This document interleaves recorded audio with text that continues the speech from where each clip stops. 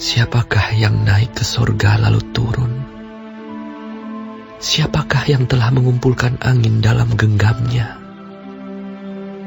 Siapakah yang telah membungkus air dengan kain? Siapakah yang telah menetapkan segala ujung bumi? Siapa namanya dan siapa nama anaknya? Engkau tentu tahu. Halo teman-teman, selamat datang ke channel saya Forgiven Soul. Nama saya Dede. Di video ini saya akan diskusi tentang nama Tuhan. Banyak orang lahir dari kecil sampai mati nggak kenal nama Bapa di surga. Kenapa namanya disembunyikan? Siapa yang menyembunyikan? Dan motifnya apa? Kalau saya tanya orang, siapa nama pencipta langit dan bumi? Mayoritas orang bilangnya Tuhan atau Allah. Kalau di Amerika mereka bilangnya God atau Lord. Teman-teman, Tuhan, Allah, God atau Lord itu hanya sebuah gelar atau pangkat. Seperti kalau teman-teman bilang dokter, profesor, itu hanya sebuah pangkat. Kalau saya bilang dokter saya adalah yang terbaik, saudara bakal nanya siapa namanya? Dokter Dennis, Dokter Bayu. Jadi Tuhan, Allah, God atau Lord itu bukan sebuah nama, hanya sebuah gelar. Banyak orang bilang namanya Tuhan itu nggak penting. Yang penting adalah hati kita kepadanya. Loh, apakah semua orang menyembah Tuhan yang sama? Kalau saudara nanya orang Greek, orang Yunani zaman dulu, Tuhan mereka namanya Zeus. Kalau saudara nanya orang Hindu, Tuhan mereka namanya Shiva atau Krishna. Kalau orang Mesir zaman dulu menyembah dewa matahari, namanya Osiris atau Ra. Jadi, apakah penting kita untuk tahu nama Tuhan? Ya pentinglah, karena nama itulah yang membedakan identitas dan karakter seseorang. Dan hanya ada satu Tuhan di dunia ini, yaitu Allahnya Abraham, Ishak, dan Yakub. Teman-teman, nama Tuhan kita adalah Yahuwah. Artinya di bahasa Inggris, I am He who is self-existent. Di bahasa Indo artinya, aku ada dengan sendirinya. Nama ini tertulis di bahasa ancient dan modern Hebrew seperti ini. Mereka membacanya dari kanan ke kiri. Mari kita lihat alfabetnya. Huruf pertama dibacanya Yod seperti huruf Y. Huruf kedua dan terakhir dibacanya Hei seperti huruf H. Huruf ketiga dibacanya Uwaw seperti huruf U atau W. Di bahasa Inggris W dibacanya W seperti merek mobil BMW. Karena huruf W itu sebetulnya gabungan dari dua huruf U. Oleh sebab itu dibacanya W. Di bahasa Indo huruf W bunyinya juga seperti huruf U. Contohnya Uwahyu, Uwaktu, Uwajib, Uwajah, Uwarna, Uwangi, Wanita, Uwayang. Jadi nama ini dibacanya Yod, Hei, Yah, Wow, Hei, Uwah, Yahuwah. Apakah saudara pernah bilang Haleluya? Haleluya artinya adalah puji Yah atau puji Tuhan. Anak Indonesia memanggil bapaknya Ayah, artinya Bapa. Apakah saudara pernah dengar lagu Kumbayah? Kumbayah artinya adalah come by here ya, atau bahasa Indonesianya datanglah kemari ya. Lagu ini dinyanyikan oleh budak-budak dari Afrika yang dibawa ke Amerika. Mereka minta pertolongan Yah. Mengapa banyak nama negara di dunia ini berakhir dengan bunyi Yah, seperti Indonesia, India, Rusia, Malaysia, Australia, Austria, Bolivia, Bosnia, Nigeria, Kolombia, Kroasia, dan banyak yang lain. Saudara tahu nggak nama Hebrew asli nabi-nabi di Alkitab itu mengandung kata Yah, seperti Nabi Yesaya, bahasa Inggrisnya Isaiah, bahasa Hebrunya Yeshayahu, artinya salvation is Yahuwah, atau keselamatan adalah Yahuwah. Nabi Yehezkiel bahasa Inggrisnya Ezekiel, bahasa Hebrunya Yahsheskel, artinya Yahuwah is a righteous Eloah, atau Yahuwah adalah Tuhan yang adil. Nabi Zefanya bahasa Inggrisnya Zephaniah, bahasa Hebrunya Sephanyahu, artinya the secret is Yahuwah atau rahasianya adalah Yahuwah. Nabi Matius bahasa Inggrisnya Matthew, bahasa Hebrunya Matithyahu, artinya the gift is Yahuwah, atau kadonya adalah Yahuwah. Nabi Elia bahasa Inggrisnya Elijah, bahasa Hebrunya Eliyahu, artinya my power is Yahuwah, atau kekuatanku adalah Yahuwah. Bahkan kalau saudara lihat Alkitab Inggris versi King James, nama Yah tersebut di Psalm 68 ayat 4. Huruf J itu baru ditemukan pada tahun 1524. Dulu huruf J dibacanya Y, jadi Jah dibacanya Yah. Yahuwah juga merubah nama Abram dan istrinya Sarai dengan menambahkan di namanya. Abram menjadi Abraham. Ini tertulis di kitab Kejadian 17 ayat 5, artinya bapa dari banyak negara. Sarai menjadi Sarah. Ini tertulis di kitab Kejadian 17 ayat 15, artinya ibu dari banyak negara. Tulisan nama ini ditemukan di original Dead Sea Scroll dan batu-batu kuno. Contoh pertama, nama Yahuwah tertulis di Dead Sea Scroll Fragment. Namanya juga tertulis di Decalogue Stone di New Mexico, USA. Contoh ketiga, namanya ditemukan di Lashes Letters. Namanya juga tertulis di Mesha Stele sekitar tahun 9 BC. Contoh kelima, namanya tertulis di Nash Papyrus sekitar tahun 2 BC. Juga ada di fragmen kuno Septuagint sekitar tahun 50 BC. Ini disebutnya Silver Scroll sekitar tahun 625 BC. Juga tertulis di Translation of Symmachus sekitar tahun 3 atau 4 AD. Nama Bapa tertulis di bahasa Ancient Hebrew, bukan Greek, bukan Latin, bukan Inggris atau Modern Hebrew. Jadi kita harus bacanya seperti mereka. Orang Ancient Hebrew menyebut namanya Yahuwah. Saudara mungkin nanya, kenapa bukan dibacanya Yahweh, Yehovah, atau Jehovah? Nomor 1, huruf J itu ditemukan oleh orang Itali bernama Gian Giorgio Trissino tahun 1524. Jadi nggak mungkin nama Tuhan dimulai dengan huruf J, seperti Jehovah. Nomor 2, huruf Latin V dan W itu juga huruf baru, yang bunyinya seperti huruf U. Ini saya tunjukin foto-foto gedung kuno, di mana huruf V dan W dipakai di tempat huruf U. Jadi nggak mungkin namanya Tuhan Yehovah atau Yahweh. Kalau saudara belajar bahasa Hebrew, saudara ngerti bahwa alfabetnya hanya ada huruf konsonan. Orang-orang Hebrew modern menambahkan bunyi vokal A, I, U, E, O pada abad ke-8. Mereka menggunakan yang disebutnya nikud. Itu sebuah titik, tanda, atau garis yang mengontrol bunyinya kata. Mereka memutuskan bahwa akhir kata nama Tuhan itu dibacanya Weh, menjadi Yahweh. Saya tanya, kalau YH dibacanya Yah, kenapa WH dibacanya Weh? Orang-orang Hebrew scholar setuju begini cara nulis nama orang pilihan Tuhan, Yahuda atau Judah.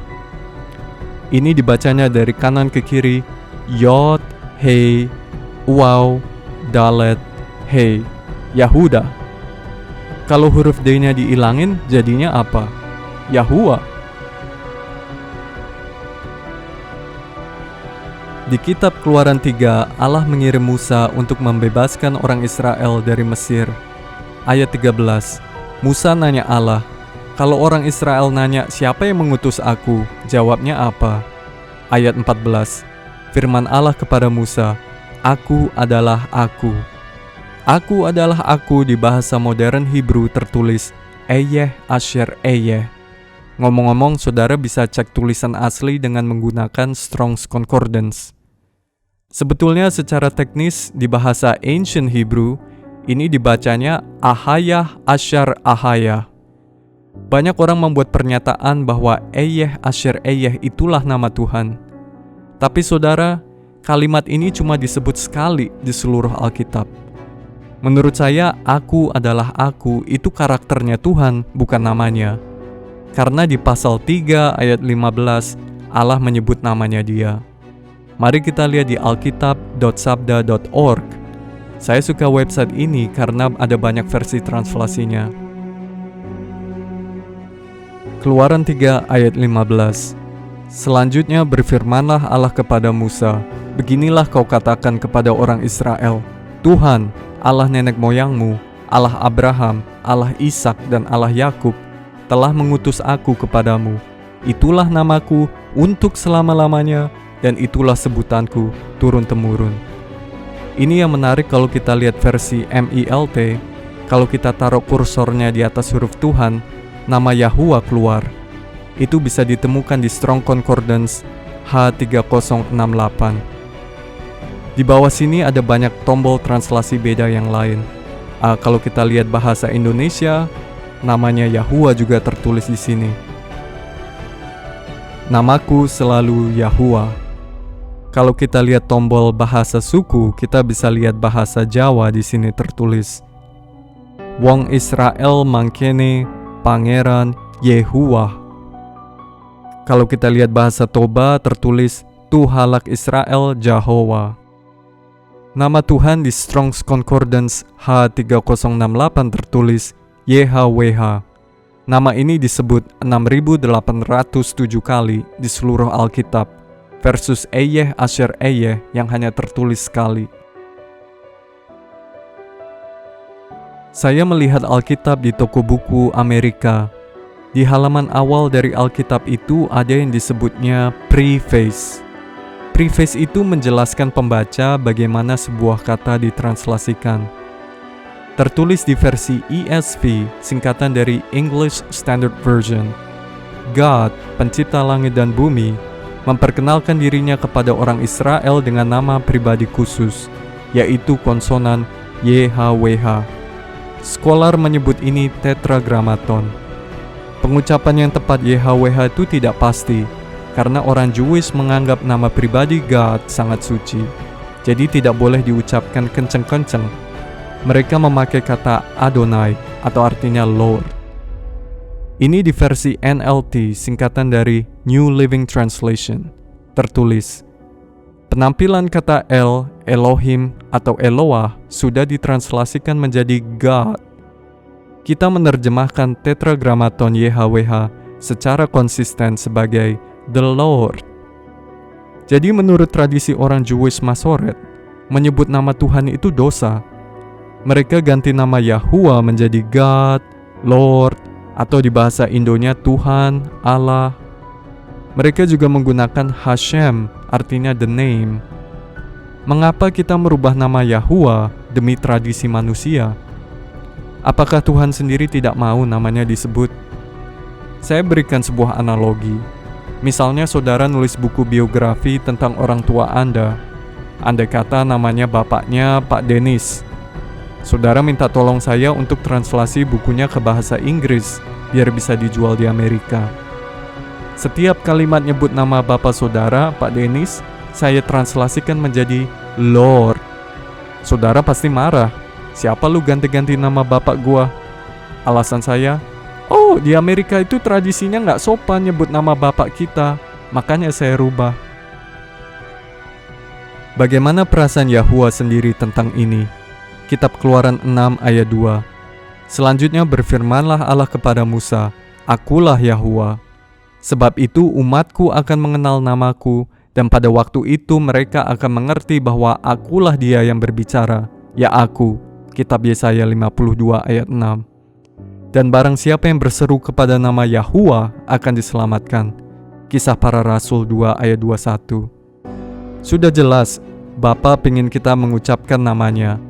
Kalau saudara berdoa, Bapa kami yang ada di surga, dikuduskanlah namamu. Siapa namanya yang dikuduskan?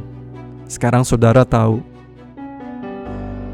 Buat teman saya di Amerika yang menggunakan kata God kalau berdoa, mari kita cari asal-usul kata itu. Menurut ensiklopedia 1911, God itu sebuah kata Teutonic umum. Teutonic itu bahasa Jerman kuno yang dipakai untuk sebuah objek pribadi dalam ibadah agama. Diterapkan pada semua makhluk yang luar biasa dari mitologi orang kafir. Saya ingin saudara bertanya, apakah Tuhan kita itu sebuah objek atau makhluk yang luar biasa dari mitologi orang kafir. God itu aslinya dari bahasa Jerman God, bahasa Belanda God, bahasa Gatik Guth, atau Skandinavia Gut. Di Alkitab ada pasal yang menyebut nama God, G-A-D. Kitab Yesaya 65 ayat 11. Tetapi kamu yang telah meninggalkan Yahuwa, yang telah melupakan gunungku yang kudus, yang menyajikan hidangan bagi dewa God. Menurut Bible Gateway, God itu artinya seorang dewa keberuntungan yang disembah oleh orang Kanaan. Tertulis di TS 98 EN, selain God putranya Yakub, ada God yang lain. Ahli astrologi dari Babel memanggil Jupiter atau Zeus dengan nama God. Dia juga dikenal oleh orang Kanaan dengan nama Baal God. Di kitab Yosua ada 3 ayat yang menyebut nama dewa ini. Yosua 11 ayat 17. Mulai dari pegunungan gundul yang mendaki ke arah Seir sampai ke Baal Gad di lembah gunung Libanon. Juga tersebut di Yosua 12 ayat 7 dan Yosua 13 ayat 5. Menurut GodQuestions.org, Baal adalah dewa kesuburan yang konon bisa membuat tanah menghasilkan panen tanaman dan membuat orang bisa punya anak. Orang Kanaan memuja Baal sebagai dewa matahari. Dia digambarkan memegang petir. Seperti Zeus ya. Baal membutuhkan pengorbanan manusia, biasanya anak sulung. Ini tertulis di buku Yeremia 19 ayat 5. Mereka telah mendirikan bukit-bukit pengorbanan bagi Baal untuk membakar anak-anak mereka sebagai korban bakaran kepada Baal. Saya ingin saudara bertanya, mengapa Alkitab mengaitkan nama God dengan Baal? Menurut Bible Gateway, Baal di Strong Concordance H1251 artinya owner atau pemilik, master atau penguasa, Lord atau tuan. Dari sini kita bisa melihat bahwa God sama dengan Baal sama dengan Lord. Apakah saudara melihat polanya? Di Amerika orang bayar sewa rumah ke landlord, artinya tuan rumah. Seingat saya Tuhan itu adalah Bapa kita. Kita adalah anak-anaknya, bukan budaknya. Kitab Yeremia 23 ayat 27. Umatku melupakan namaku dengan mimpi-mimpinya yang mereka ceritakan seorang kepada seorang, sama seperti nenek moyang mereka melupakan namaku oleh karena Baal. Hosea 2 ayat 16. Demikianlah firman Yahuwa, engkau akan memanggil aku suamiku, dan tidak lagi memanggil aku Baalku. Lalu aku menjauhkan nama para Baal dari mulutmu, maka nama mereka tidak disebut lagi. Sudah jelas, Yahuwa ingin menjauhkan nama Baal dari mulut kita. Kalau God sama dengan Baal, sama dengan Lord, mengapa orang Masoret merubah nama Yahuwa di Alkitab menjadi Lord? Apakah mereka sengaja ingin menyesatkan kita supaya memuja dewa Baal? Kita semua tahu Zeus adalah nama dewa yang dipuja oleh orang Yunani zaman dulu. Dia digambarkan memegang petir, mirip seperti deskripsinya dewa Baal. Saya penasaran, kenapa nama Zeus tidak dirubah di bahasa lain? Tetapi mengapa nama Yahuwa ditranslasikan berbeda di bahasa lain? Apakah orang Jewish Masoret itu pemuja Baal, dan oleh sebab itu mereka merubah nama Yahuwa?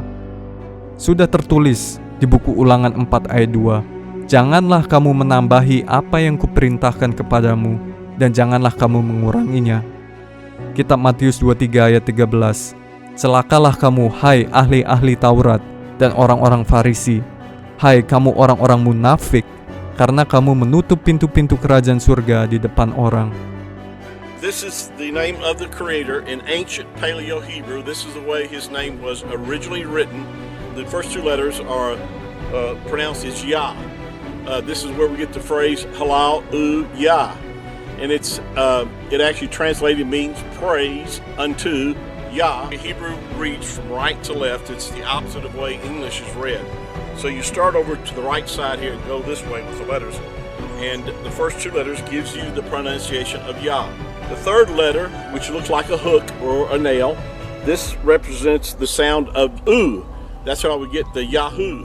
Modern Hebrew, they vowel point this letter to change the way it's pronounced by giving it a W sound or a V sound, which is totally corrupting the name of the Creator. That's why some people think that his name is pronounced as Yahweh or Yehovah. Those are only sounds that you achieve by changing the way that this ancient letter was pronounced.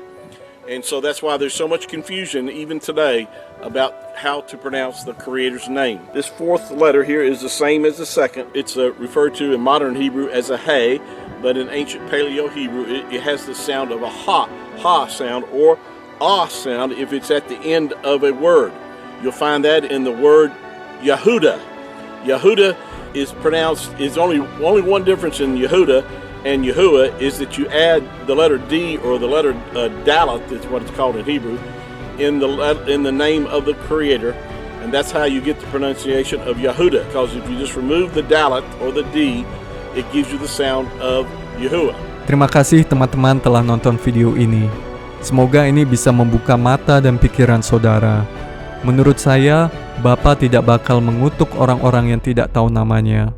Tetapi kalau saudara sudah diberitahukan dan menganggap remeh nama Yahuwah, itu sangat sia-sia. Menurut saya, kita tinggal di akhir zaman. Ini penting untuk kita tahu nama Bapa di surga. Seperti kitab Yoel 2 ayat 32. Dan barang siapa yang berseru kepada nama Yahuwah akan diselamatkan. Zakaria 14 ayat 9. Maka Yahuwah akan menjadi raja atas seluruh bumi. Pada waktu itu Yahuwah adalah satu-satunya dan namanya satu-satunya. Teman-teman, misi saya adalah mengekspos kebohongan yang ada di dunia ini. Kalau saudara suka channel saya, jangan lupa subscribe dan share ke teman-teman ya. Video selanjutnya saya akan diskusi siapa nama Mesias kita. Oke, see you later. God bless you. Haleluya.